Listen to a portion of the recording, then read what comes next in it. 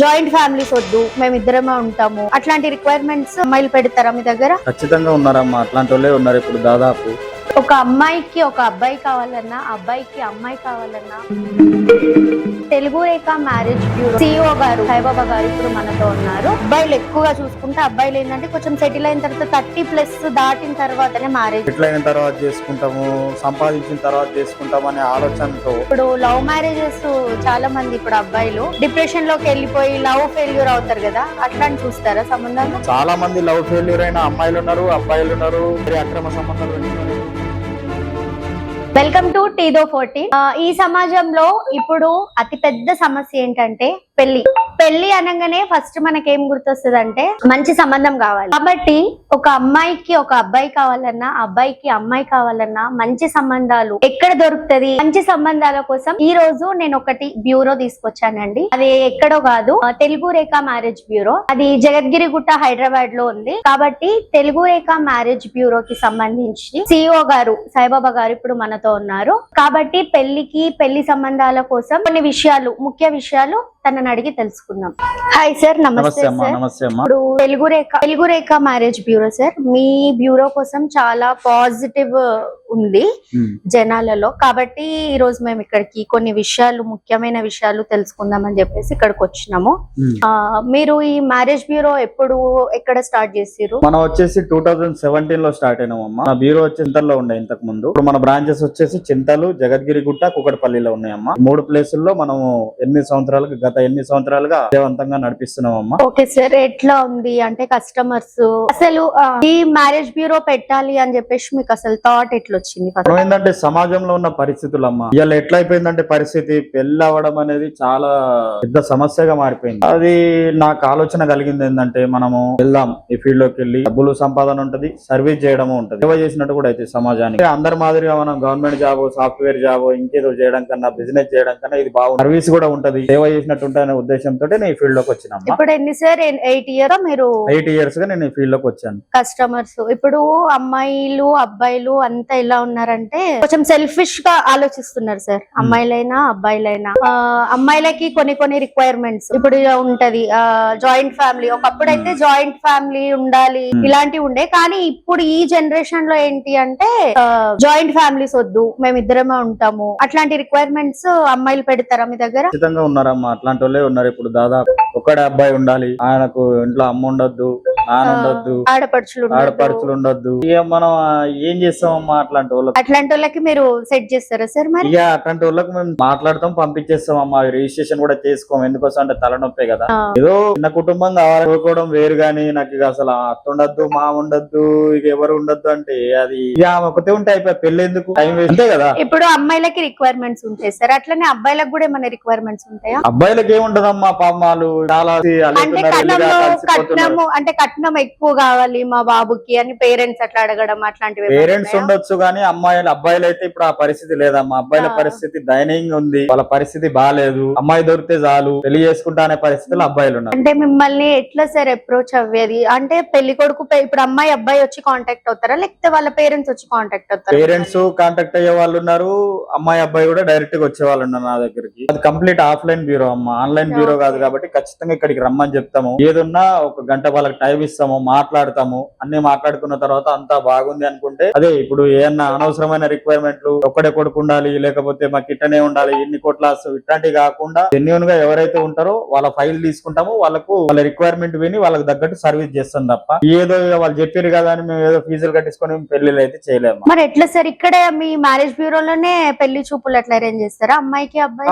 ఖచ్చితంగా మా మ్యారేజ్ బ్యూరోలో అన్ని ఫెసిలిటీస్ ఉన్నాయి. కావాలంటే మీరు ఒకసారి తిరిగి చూసుకోవచ్చు. అన్ని ఉన్నాయి మనకి. ఇక్కడ కెపాసిటీ కూడా 50 మెంబర్స్ కెపాసిటీ ఉంటది. అమ్మాయి అబ్బాయి వచ్చి కూడా ఇక్కడ సంబంధాలు చూస్తున్నారు, అవుతున్నాయి కూడా. కొందరు ఇక్కడే ఎంగేజ్మెంట్లు చేసుకునే కూడా ఉన్నాయి అమ్మ మా దగ్గర. అవునా సార్? ఓకే. ఇప్పుడు ఒక అమ్మాయి గాని ఒక అబ్బాయి గాని ఇద్దరికి కరెక్ట్ కరెక్ట్ ఏజ్ ఏదంటారు సార్ మ్యారేజ్ చేసుకోవడానికి? ఏజ్ అంటే మన గవర్నమెంట్ ఏదైతే చెప్పిందో 21, 24 అంతే.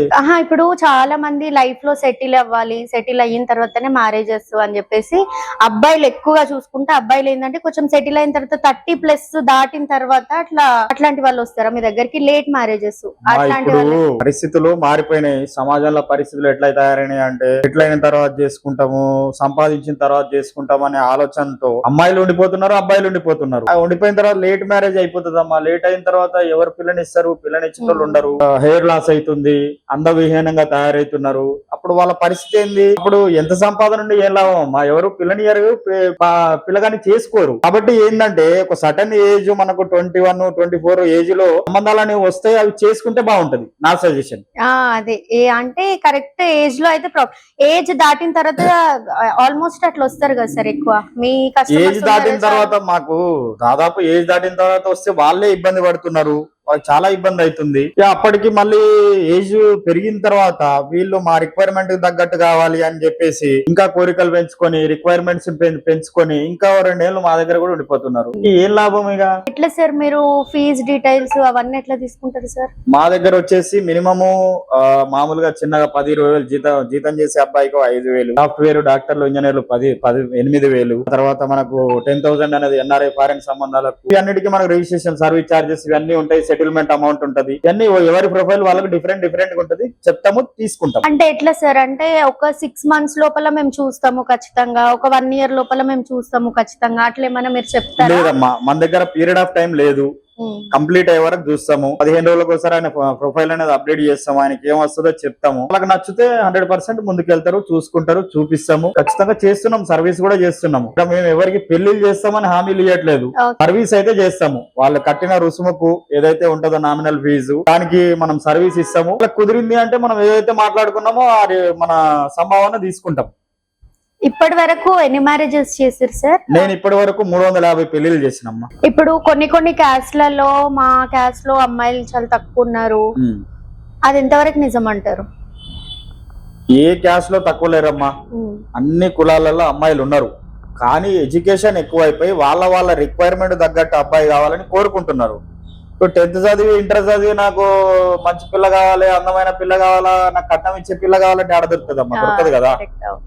అట్లా ఉండదు, అది వాళ్ళ పిల్లలు లేరు అనేది లేదు. కొన్ని క్యాస్ట్ లో ఉండొచ్చు, కానీ మరీ అసలు అమ్మాయిలే లేరన్న పరిస్థితి అయితే లేరమ్మా. అమ్మాయిలు ఉన్నారు. కొందరు ఏంటంటే వాళ్ళ క్యాస్ట్ లో లవ్ మ్యారేజెస్ ఎక్కువ అయిపోయి, లేకపోతే క్యాస్ట్ నోబర్కి వెళ్ళే ఇంట్రెస్ట్ ఉండి అట్లా తగ్గుతున్నారు తప్ప అమ్మాయిలు లేరు అన్న పరిస్థితి ఏ క్యాస్ట్ లో లేదమ్మా. ఇంటర్ క్యాస్ట్ మ్యారేజెస్ చేసిరా సార్? ఇంటర్ క్యాస్ట్ మ్యారేజ్లు అవుతున్నాయమ్మా. ఇప్పుడు ఏంటంటే వాళ్ళ రిక్వైర్మెంట్ తగ్గట్టు అబ్బాయిలు కావాలి అని ఎవరైతే అమ్మాయిలు ఉంటున్నారో ఖచ్చితంగా ఇంటర్ క్యాస్ట్ మ్యారేజ్ కి వెళ్తున్నారు, చేసుకున్నారు, చేసినాం కూడా. ఇప్పుడు పెళ్లి అంతా ఫిక్స్ అయిపోయిన తర్వాత మీకు సమ్ అమౌంట్ ఇస్తారు కదా సార్, ఆ అమౌంట్ మరి కరెక్ట్ గా ఇస్తారా? వాళ్ళు ఏదైనా ప్రాబ్లం చేస్తారా కస్టమర్స్?